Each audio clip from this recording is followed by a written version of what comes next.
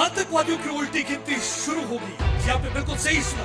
आतंकवाद को जड़ से उखाड़ने के लिए सेना ने सर्वनाश 2 का आरंभ कर दिया है। इससे पहले कि ये सांप हमें डसे, सेना ने डिसाइड कर लिया है कि इनको फन को पूरी तरह से कुचल कर रख दिया जाएगा। आतंकवादियों की उल्टी गिनती शुरू हो गई है। जी आपने बिल्कुल सही सुना।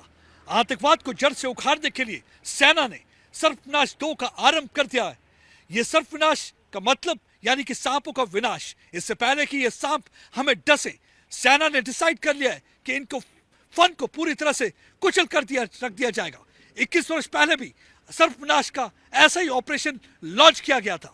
यह ऑपरेशन हिल काका की उन पहाड़ियों पर लॉन्च किया गया था जहां पे पाकिस्तानी आतंकवादियों ने अपने ठिकाने बना लिए थे। उस समय विलेज डिफेंस कमेटी और स्थानीय निवासियों ने सेना की पूरी मदद की थी और सेना ने हिल काका से उन आतंकवादियों को खदेड़ दिया था और कईयों को मार दिया था। अब एक बार फिर से सर्वनाश 2, लेकिन पाकिस्तान देखो 21 वर्ष के बाद बिल्कुल ऐसी ही कार्रवाई कर रहा है। इस बार जम्मू के पहाड़ी क्षेत्र में हमने देखा कि किस तरीके से आतंकवादी आकर अपने ठिकाने बना रहे हैं, हमारे बहादुर जवानों को टारगेट कर रहे हैं। यही एक वजह है कि सर्वनाश 2 शुरू कर दिया गया है। सर्वनाश 2 का मतलब यानी कि जगह जगह पर सेना की तैनाती होगी। उसके साथ साथ विलेज डिफेंस कमेटी के मेंबर उनके साथ काम करेंगे। उसके साथ साथ जगह जगह पे कंपनीज बनाई जाएंगी, कैंप लगाए जाएंगे ताकि आतंकवादी अपनी हरकतें न कर पाए, ताकि आतंकवादी अपनी मूवमेंट न कर पाए। और उसके लिए पूरी तैयारी कर दी गई है। और हमने देखा है कि किस तरीके से 3,500 के करीब जो सेना के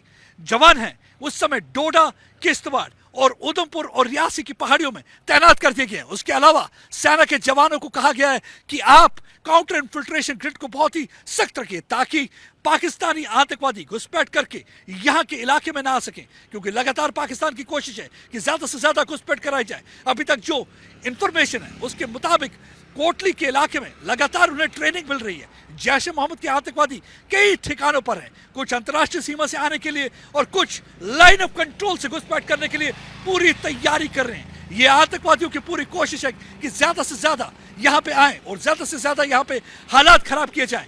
अभी तक बताया जाता है कि कोई 110 के करीब जो जैश ए मोहम्मद के आतंकवादी हैं वो यहाँ पे ऑपरेट कर रहे हैं और इसके अलावा कुछ 26 के करीब जो लोकल आतंकवादी हैं वो भी एक्टिव हैं। बताया जाता है कि जफरवाल का इलाका है जहाँ पे कई ग्रुप अभी बैठे हुए हैं और वो पाकिस्तान की चौकियों के अंदर बैठे हुए हैं जो कि लॉन्च पैड की तरह इस्तेमाल की जा रही है। यानी कि पाकिस्तान की फौज और इंटर सर्विस इंटेलिजेंस पूरी तरह उनकी मदद कर रही है ताकि एक बार फिर से वो घुसपैठ करके यहाँ आ सके।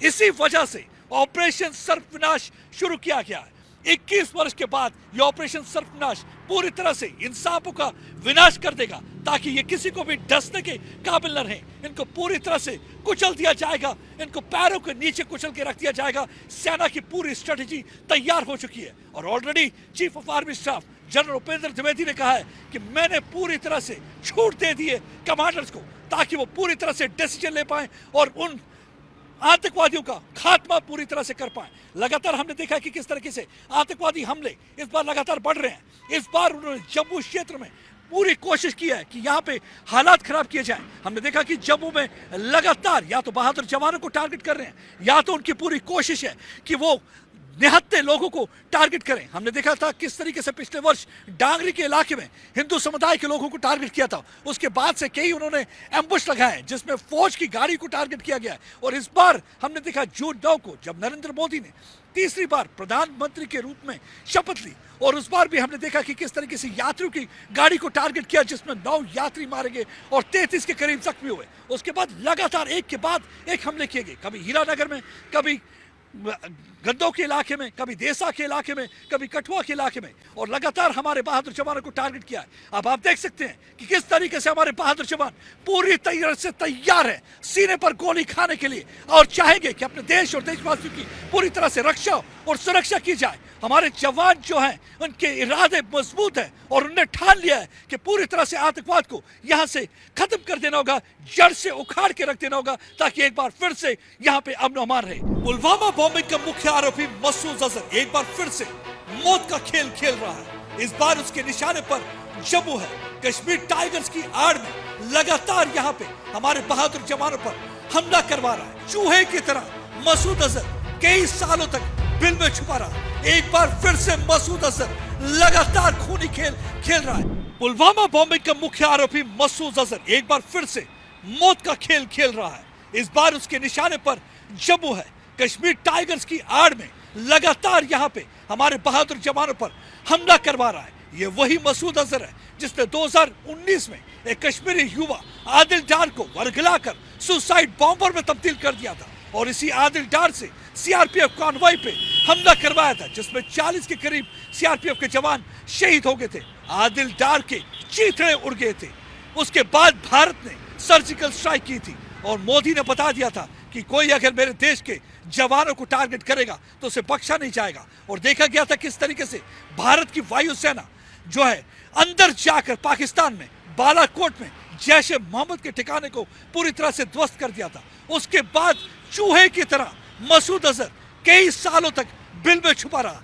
एक बार फिर से मसूद अजहर लगातार खूनी खेल खेल रहा है। एक बार फिर से उसने हमले करने शुरू कर दिए हैं। कश्मीर टाइगर्स की आड़ में लगातार हमारे जवानों को टारगेट कर रहा है। एक ही नाम हर जगह आ रहा है, कश्मीर टाइगर्स। चाहे वो हीरानगर का अटैक हो, चाहे वो कठुआ में आर्मी कॉन्वॉय पर अटैक हो जिसमें 5 जवान शहीद हुए, या चाहे देसा का अटैक हो जिसमें 4 जवान शहीद हुए, हर जगह एक ही संगठन जिम्मेवारी ले रहा है, वो कश्मीर टाइगर्स है। लेकिन पूरी तरह से मसूद अजहर और जैश ए मोहम्मद का पर्दाफाश हो गया, क्योंकि कश्मीर टाइगर्स जैश ए मोहम्मद का मुखौटा संगठन है, मुखौटा ग्रुप है, मुखौटा तंजीम है जो लगातार यहाँ पे हमले कराने की कोशिश कर रही है। और भारतीय सुरक्षा बल लगातार कोशिश कर रहे हैं कि मसूद अजहर को एक बार फिर से छठी का दूध याद दिला जाए। अब की बार इस तरीके से उसे पीटा जाए कि दोबारा सर उठाने के काबिल न रहे। ये एक वजह है कि ओवरग्राउंड वर्कर पर शिकंजा कसा जा रहा है। 2 ओवरग्राउंड वर्कर जो कि जैश ए मोहम्मद के साथ काम कर रहे थे, जैश ए मोहम्मद के एसोसिएट थे, उनको पकड़ा गया है। बताया जाता है कि जो कठुआ में आर्मी कॉन्वॉय पे अटैक हुआ था जिसमें 5 जवान शहीद हुए थे, उसमें मूल राज और उसके साथ लियाकत अली थे वो शख्स जिन्होंने लॉजिस्टिक सपोर्ट उन पाकिस्तानी आतंकवादियों को मुहैया कराई थी। उसके साथ साथ उन्होंने उन्हें खाना भी प्रोवाइड किया था। यही नहीं बल्कि अपना हॉटस्पॉट वाईफाई इस्तेमाल करने दिया था ताकि वो अपने आकाओं के साथ, मसूद अजहर के साथ बातचीत कर पाए। उन ओवरग्राउंड वर्कर को ये पैसा देकर गद्दारों की तरह काम करवाते हैं। उन गद्दारों के खिलाफ शिकंजा पूरी तरह से कसा जा रहा है। 2 लोग पकड़े गए हैं, 40 के खिलाफ जो है लीगल कार्रवाई की जा रही है। 100 को पकड़ा गया था और उनकी अभी तहकीकात हो रही है। बताया जाता है कि ये वो गद्दार हैं जो चंद पैसों के लिए मसूद अजहर और उसके जैश ए मोहम्मद के लिए काम कर रहे हैं। कश्मीर टाइगर्स जो संगठन है वो इसलिए इस्तेमाल करते हैं ताकि भारत को शक ना हो कि मसूद अजहर इसके पीछे है।